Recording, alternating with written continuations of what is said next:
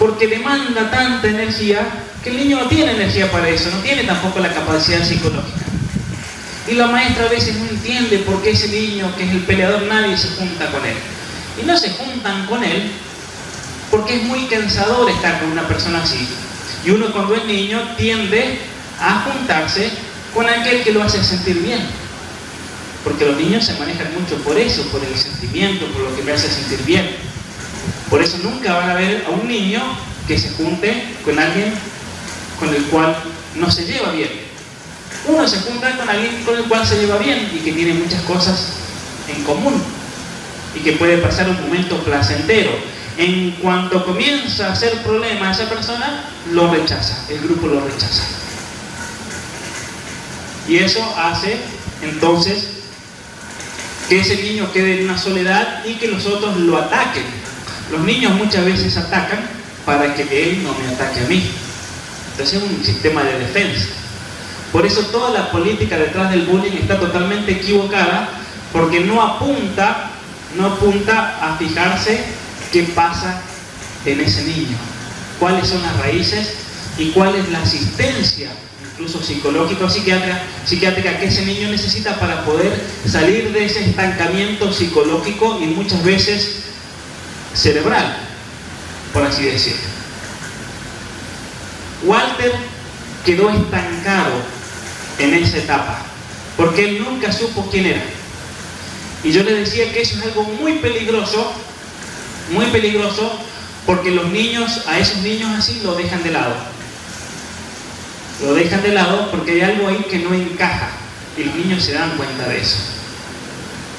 Las políticas actuales de la diversidad, de la aceptación, tenemos un niño trans, hay que aceptarlo y demás, porque si no ustedes son unos criminales, transfóbicos, homofóbicos. Está mal porque no hacen nada por ayudar a ese niño que tiene un problema serio.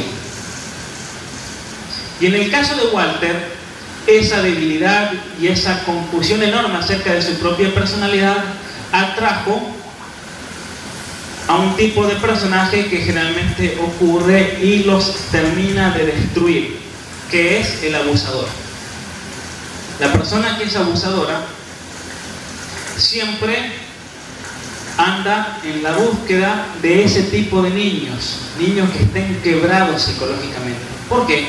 Porque esos niños que están quebrados psicológicamente necesitan muchas veces de esa figura paterna porque no la tienen, o porque no saben quiénes son ellos mismos. Entonces necesitan de alguien que venga y les asegure, que les dé esa fortaleza que necesitan. Pero estos hombres generalmente lo hacen ¿para qué? Para atraerlos y abusarlos. Eso le pasó a Walter. A Walter lo comenzó a abusar un tío de él a partir de los 8 años. O sea que esto empeoró totalmente la situación. En la comunidad LGBT, se lo pueden ver en el libro, ellos tienen los índices más altos de haber sufrido abuso sexual en la infancia. Tanto en el caso de hombres, como en el caso de mujeres que caen en el lesbianismo, como en el caso de personas que caen en la transexualidad y en trastornos de la propia identidad. Entonces, lo primero que tenemos que preguntarnos cuando haya un niño trans, por ejemplo, en la escuela, es investigar si ese niño no está siendo abusado sexualmente. Porque ese manifestarse con un género distinto es simplemente un grito del niño pidiendo auxilio. Pero el niño no sabe cómo hacerlo. Y entonces el niño lo va a hacer con lo que tiene a su alcance, llamando la atención. Walter se casa porque cuando Walter crece no existían los transexuales. Es una cosa nueva. Y cuando él se casa a los 21 años, su matrimonio era un desastre porque él era una persona muy insegura, entonces eso frustraba muchísimo a su esposa. Pero le dieron para adelante como podían, hasta que un día él estaba viendo un programa de televisión parecido a lo que era, no sé si sigue, Susana Jiménez, donde traen personajes a hablar y conversar y demás, y traen a un doctor a ese programa que se llamaba el doctor Kinsey. El doctor Kinsey es el inventor de la sexología. El doctor Kinsey era una persona perversa. El doctor Kinsey es una persona realmente tremenda. Él fue el que inventó el término género. Género antes se usaba para la ropa, la tela, o género masculino, femenino, pero nunca jamás se había usado la palabra género para referirse a una realidad más profunda que la realidad sexual y biológica de la persona. Él usó la palabra género, él la inventó. Y él inventó esa palabra para tratar de justificar a estas personas que llegaban a su consultorio que tenían trastornos acerca de su propia identidad. Y él le dijo, identidad de género. Él inventó la palabra. Pero en sí mismo él era una persona perversa. Él practicaba todas las perversiones sexuales que se puedan imaginar. Tremendo realmente. De hecho, en sus libros, uno ahora puede ver los libros y uno dice, ¿cómo este hombre no fue a la cárcel? Él cuenta todos los abusos sexuales de niños, niños de 2 meses, de 3 meses, de 4 meses, para demostrar que los niños sí tenían capacidad de gozar del sexo. Y él fue el primero que dijo a los niños, hay que garantizarles el derecho a que gocen de la sexualidad. Entonces, como el niño no puede, al niño hay que manosearlo, porque si no el niño no sabe. O sea, es tremendo. Y a partir de sus estudios es que las feministas radicales en los años 60 y 70 decían que las madres tienen que iniciar sexualmente a sus varones y los papás tienen que iniciar sexualmente a sus hijas, mientras más temprano mejor. De hecho, una feminista radical en un libro, ella pone, Shulamit Firestone se llama, una feminista radical canadiense, en un libro del año 73, que es uno de los libros más leídos acá en Argentina por las feministas. Es el segundo libro más leído. Ella dice, hay que empezar cuanto antes, a los 4 años, incluso si antes mejor, e iniciar sexualmente a los hijos. La gente, por ejemplo, que está detrás de la ESI en Argentina, ¿sí?, está siendo formada por todo este tipo de material, realmente perverso. Walter entonces ve ese programa de este hombre, Walter Kinsey. Él se presentaba a sí mismo como el misionero del sexo en Estados Unidos, y en ese programa él había llevado una chica de 20 y tantos años. Resulta que en el programa él dice, habla por favor, y resulta que cuando habla, esta chica tenía la voz de hombre. Es un transexual. Su nombre es Kevin Jorgensen, el primer transexual de la historia. Y ahí el doctor Kinsey cuenta cómo lo habían operado y le habían hecho tratamientos hormonales y demás, y era una mujer. Dice, miren, es una mujer. Se le notaba la nuez, tenía voz de hombre y demás, pero en las apariencias parecía una mujer. Y entonces cuando Walter ve eso, él dice, ahí está la respuesta a mi inquietud. Porque en esa entrevista el doctor Kinsey explica que este Kevin en realidad había nacido atrapado en el cuerpo equivocado. Primera vez que se escucha en la historia ese argumento. Nació atrapado en el cuerpo equivocado, como le puse al libro, y por lo tanto yo lo que estoy haciendo es liberarlo del cuerpo masculino para que se identifique con el verdadero género de él, que es el género femenino. Entonces Walter ve eso y dice, eso es lo mío. Porque Walter lo había traumado a su mamá, lo había traumado a su abuela, tenía un deseo subconsciente de ser mujer para complacer a su mamá y a su abuela. Entonces él agarra, se contacta con este doctor Kinsey, él le llama por teléfono y él le dice, anda a ver al doctor Walker, que era el nombre. Entonces Walter hace un turno con el doctor Walker, se toma el avión. Cuando va a ver al doctor Walker, en la primera cita, el doctor jamás le preguntó acerca de su pasado, jamás le preguntó acerca de la infancia, del rechazo de la mamá, de la abuela, jamás le preguntó acerca del abuso sexual. Después de escucharlo por unos minutos, le dijo, Walter, estás atrapado en el cuerpo equivocado, yo te voy a liberar. Y ese proceso va a comenzar por unas hormonas que te voy a implantar. En la primera cita le implantó bloqueadores hormonales. ¿Qué son los bloqueadores hormonales? Todos nosotros desarrollamos entre la semana 7ª y 14 en el vientre de nuestra madre lo que se llama el aparato reproductivo. El aparato reproductivo es simplemente la manifestación de un código genético particular que adquirimos en el momento de la concepción. Cuando nuestros padres nos concibieron, en el momento de la concepción recibimos material genético del papá y de la mamá. La mamá siempre aporta con el óvulo el código genético X, que se llama, y el papá aporta ya sea el X o el Y, porque el hombre produce dos tipos de espermatozoides, código genético X y código genético Y. No hay ninguna otra opción, o es eso o es nada. Entonces cuando se une el material genético, nosotros somos concebidos, ahí comienza no solamente la vida humana, sino que somos concebidos como hombres o como mujeres. ¿Y qué pasa? Cuando el embrión se va desarrollando, lo vamos a ver en un momento, hasta la semana 7ª somos iguales. No hay ninguna diferencia, salvo genética, que se puede hacer por un estudio molecular, no hay ninguna diferencia entre el varón y la mujer. Pero en la semana 7ª se activa una hormona que se llama la testosterona. Esa hormona se activa solamente si uno tiene el código genético Y. Esa hormona se activa y hace que ese sistema reproductivo que ya viene formándose se vaya transformando en testículos y el pene del varón, todo el sistema reproductivo, que hasta la semana 7ª es igual que el de la mujer, el sistema reproductivo. Se forman lo que se llaman las gónadas sexuales, y esas gónadas que se encuentran en el hombre en los testículos, en la mujer se encuentran también en su aparato reproductivo, son las que secretan esta hormona. Pero esta hormona, en la semana 14 del embarazo, se para.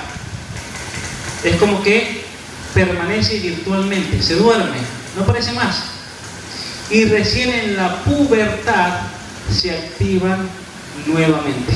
Un misterio, no se sabe por qué, pero a los 11 años, a los 12, depende del niño o la niña, se activan las hormonas sexuales nuevamente. En la mujer se activan los estrógenos, en el hombre se activa la testosterona.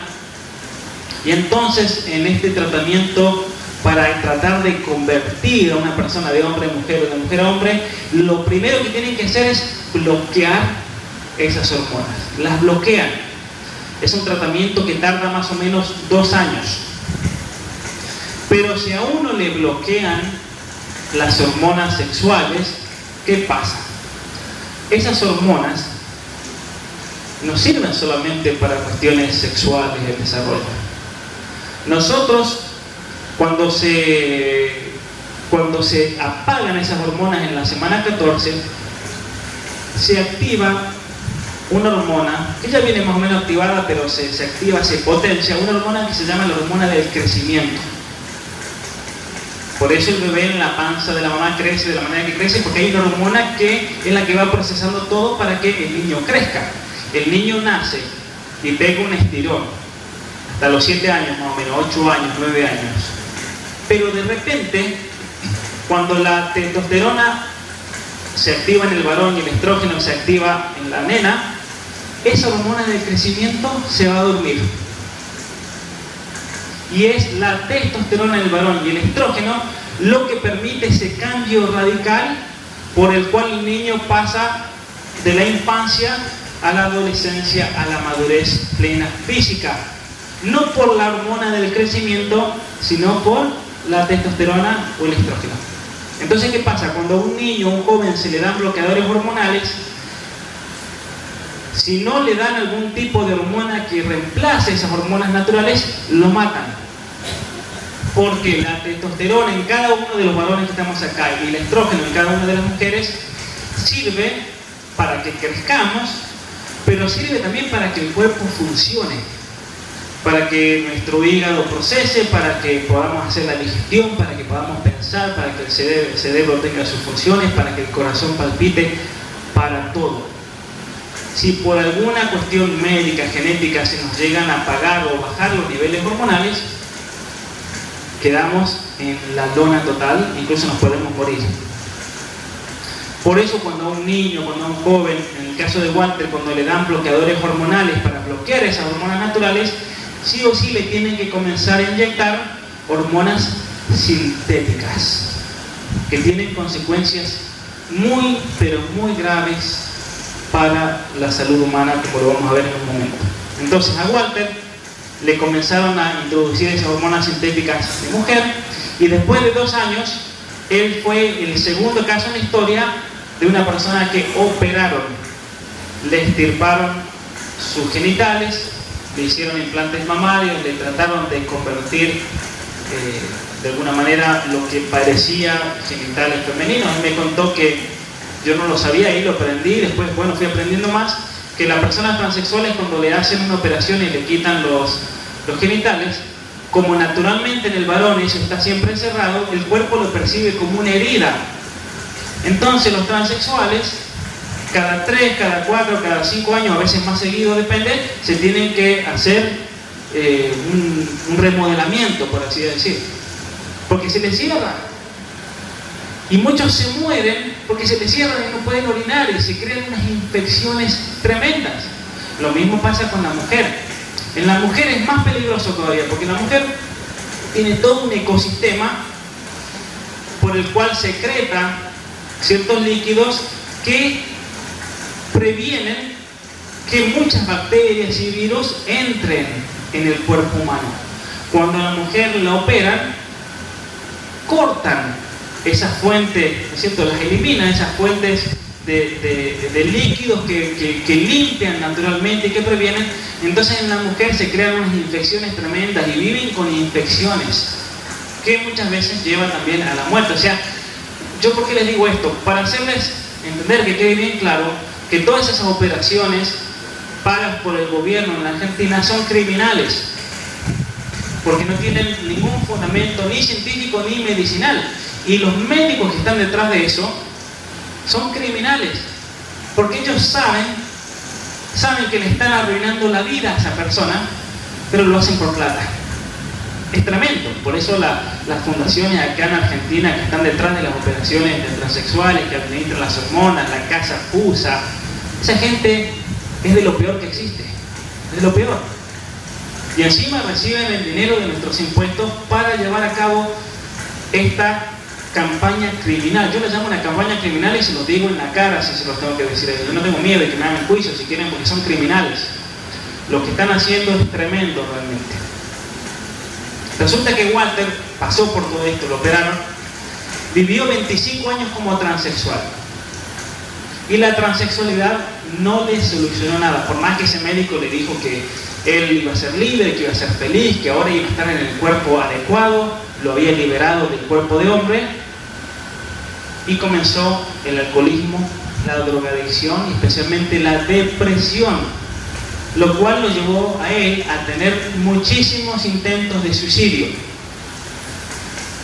La comunidad transexual en todo el mundo tiene los índices más altos de suicidio. El 41% de personas transexuales intenta terminar su vida con el suicidio. ¿Saben quiénes son los otros 2 grupos que siguen a los transexuales? Homosexuales y lesbianas. Y eso no se debe a la discriminación, como dicen ellos. Las personas que están detrás de esto, si ustedes van a la Casa FUSA, a la Fundación Huésped, en la página web van a decir: cometen suicidio porque nosotros somos transfóbicos, homofóbicos, los discriminamos. Es mentira eso. La realidad por la cual estas personas se suicidan es por los altos niveles de depresión. La depresión se debe por varios motivos. Una, por nunca haber aceptado quiénes son realmente, por los traumas que acarrean, traumas enormes de la infancia, de la niñez, de la adolescencia, pero también porque cuando se nos bloquean las hormonas naturales, el cerebro ya no recibe una hormona esencial, que es la testosterona del hombre, el estrógeno de la mujer, para, ¿cierto?, poder activar todas las funciones en relación al gozo de la vida, el sentido, el levantarse un día en la mañana y saber para qué yo estoy aquí, lo que tengo que hacer. Esas funciones del cerebro que se me activan a mí en la mañana no están, porque es como una planta a la cual no la regamos. Entonces se marchita, el cerebro se marchita. Han hecho muchísimos estudios, por ejemplo, de tomografías computadas en el cerebro de personas transexuales. ¿Sí? Cuando se hace un estudio científico, por ejemplo, si todos nosotros nos hacemos una tomografía computada ahora misma, los resultados, supongamos, se van a poner en una pared, ¿sí?, en una pantalla, pero el médico, el neurocirujano, el neurólogo, no va a tener información de que este es de Juana, aquel es de María, la cual es sexo femenino, sexo masculino. El médico simplemente va a mirar y se va a dar cuenta, solamente observando si es de varón o es de mujer. Pero en el caso de los transexuales, se nota cómo han disminuido considerablemente muchas de las capacidades cognitivas y capacidades cerebrales. Por eso, cuando uno muchas veces habla con un transexual, tiene la mentalidad de un niño de 6, de 7, de 8 años, cómo piensan, cómo razonan, se enojan de cualquier cosa. Ahí nomás uno dice algo y ya lo acusan y le gritan, violencia. ¿Por qué son tan violentos muchas veces? Porque nunca superaron la etapa de los 4 años, por traumas, por situaciones que vivieron, que han quedado estancados. Y entonces resulta que los bloqueadores hormonales, ¿sí?, estancan la maduración del cerebro, especialmente cuando es un niño al cual se le comienzan a administrar estas hormonas. El cerebro es un órgano muy complejo y muy misterioso, pero lo más misterioso de todo, a mí me gusta sacar este argumento a la gente que es pro aborto, porque dice, no, antes de la semana 22 o 21, van cambiando todo el tiempo la semana, está bien hacer un aborto porque el bebé no tiene conciencia, no está desarrollado su cerebro. Si es por eso, entonces a la persona se la puede matar antes de los 18 años, porque hasta los 18 años no se termina de desarrollar el cerebro. Y el cerebro es un órgano que va creciendo de atrás para adelante. O sea, el cerebro está enterito, pero el cerebro se va activando de aquí para allá, ¿sí?, desde el fondo para adelante. Lo último que termina de activarse, ¿sí?, en la corteza frontal derecha e izquierda, son funciones que tienen que ver con las elecciones que hacemos, lo que se llama el discernimiento, el saber distinguir entre el bien y el mal, el saber decir si voy a seguir este camino o aquel camino en mi vida. Por eso cuando a un niño le preguntamos, si cuando seas grande, ¿qué vas a hacer? Está bien, no está mal que le pregunte, pero no tiene sentido igual preguntar eso. Y ni se ilusionen con la respuesta que dé, porque el niño no tiene las funciones cerebrales para responderle voy a ser bombero cuando sea grande, o voy a ser astronauta. ¿Por qué los niños dicen eso? No tienen ni idea.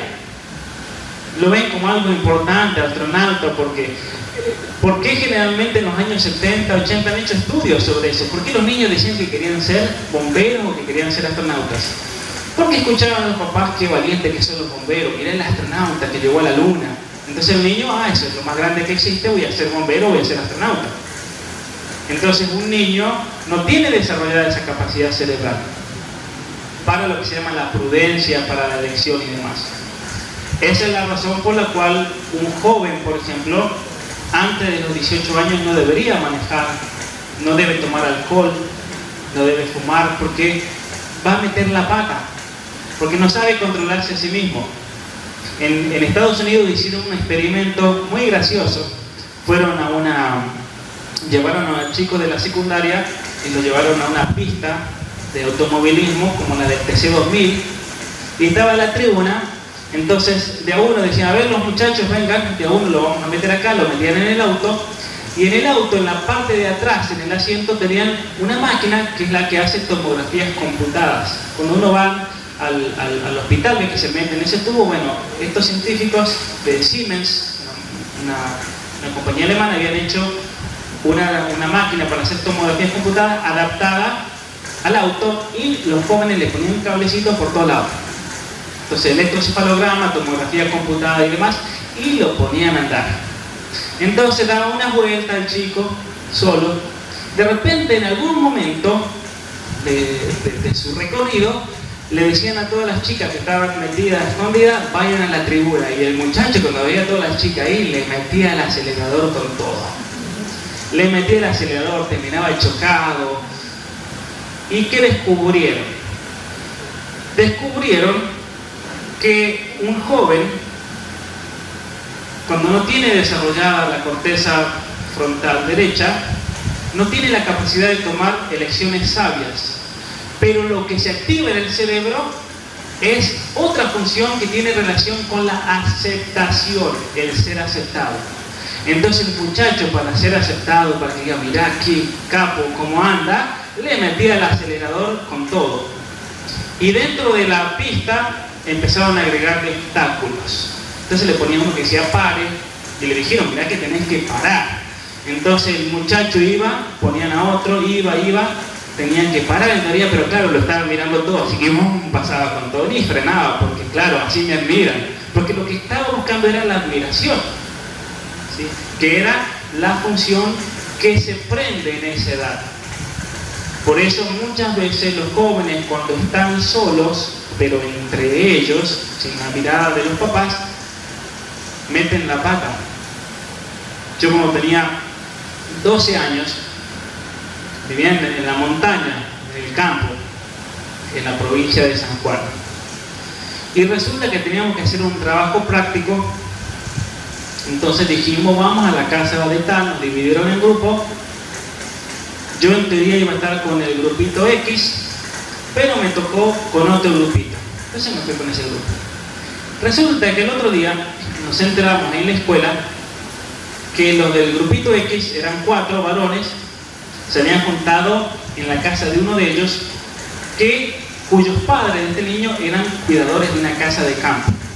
En esa parte, en San Juan, donde yo vivía, en la montaña muy lindo, había muchas mansiones de gente de mucho dinero de Buenos Aires, de algunos de San Juan, gente extranjera, con casas muy grandes, porque en medio de la montaña, la cordillera, una vista impresionante. Y resulta que los papás de este chico le cuidaban la casa a la familia Estornel, una familia de mucho dinero, que es dueño de todos los canales en San Juan, dueño de bodegas, muchas compañías y demás. Tenía una tremenda